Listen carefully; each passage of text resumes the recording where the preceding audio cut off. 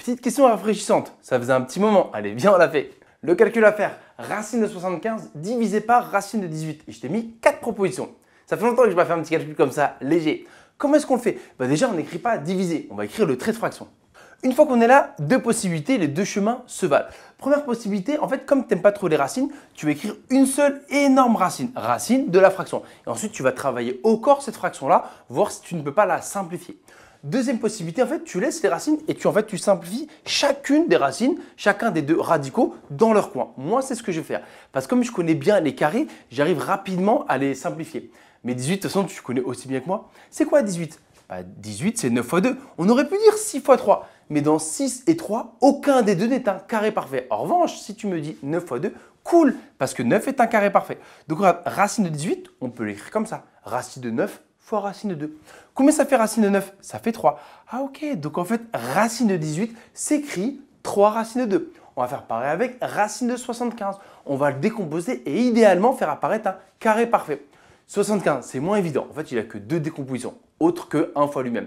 Soit tu peux me dire 5 fois 15, mais 5 fois 15, ce n'est pas très joli, soit 25 fois 3. Donc tu vois, racine de 75, c'est racine de 25 fois racine de 3. Et c'est du bonheur parce que racine de 25, ça fait 5.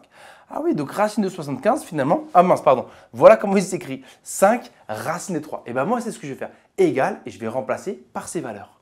Donc à l'heure où on parle, le quotient, ce que je cherche à calculer, voilà ce qu'il vaut. On peut jeter un petit coup d'œil, ah mince, aucune des 4 ne correspond.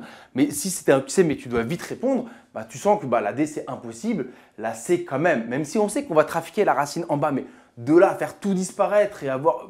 On sent que la C, moi, j'y crois pas trop. Ça joue entre A et B et donc on ne va pas se précipiter. Et justement, moi, l'idée aussi, c'est de glisser le réflexe à avoir quand tu as un truc qui ressemble à ça. Certains appellent ça rendre rationnelle la fraction. Moi, j'appelle ça enlève la racine du dénominateur. Comment est-ce que tu fais ça? En fait, en bas, je ne veux plus voir de racine carrée. C'est un des réflexes à avoir. 3, il est très bien. C'est la vie. Il y a un nombre qui est là. On le laisse tranquille. C'est lui qui me gêne. Comment le faire disparaître? Ton arme, c'est que tu as le droit de multiplier le haut et le bas par un même nombre. Choisis un nombre pour plus voir de racines en bas. Tu choisis qui toi? Moi perso, j'ai choisi racine de 2. Pourquoi? Parce qu'en bas, tu auras racine de 2 fois racine de 2. Combien ça fait? C'est la définition. Ça fait 2. Racine de 2 fois racine de 2, ça fait 2. Donc en bas, j'ai 3 fois 2. Et en haut, qu'est-ce que ça donne? En fait, quand racine de 3 fois racine de 2, on peut faire le calcul. Tout à l'heure, on avait scindé en deux la racine carrée. Tu te souviens pour simplifier? Et là maintenant, en fait, on va les remettre ensemble. Tu as une propriété, elle est valable dans les deux sens. Donc racine de 3 fois racine de 2, ça fait racine de 6. Ok. Et donc finalement, on peut soit tout de suite entourer, soit quand même aller au bout pour la beauté. Donc ça fait 5 racines de 6 sur 6. Donc ce quotient, cette division, c'était la A. 5 racines de 6 sur 6. Tu l'avais ou pas? Tu as fait comment ou tu as fait l'autre méthode? Ou alors tu as fait encore autrement? Dis-le moi en commentaire.